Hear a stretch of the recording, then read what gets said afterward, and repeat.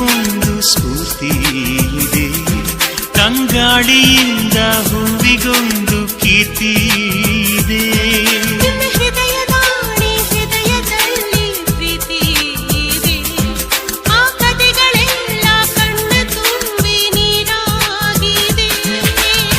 ಇದು ಮರೆಯದ ಹಾಡು, ಮೌನಗಳೇ ಸಾಕ್ಷಿಗಳು. ಇದು ಮುಗಿಯದ ನೆನಪು, ವಿರಹಗಳೇ ಗುರುತುಗಳು. ಇದು ಮರೆಯದ ಹಾಡು, ಮೌನಗಳೇ ಸಾಕ್ಷಿಗಳು. ಇದು ಮುಗಿಯದ ನೆನಪು, ವಿರಹಗಳೇ ಗುರುತುಗಳು.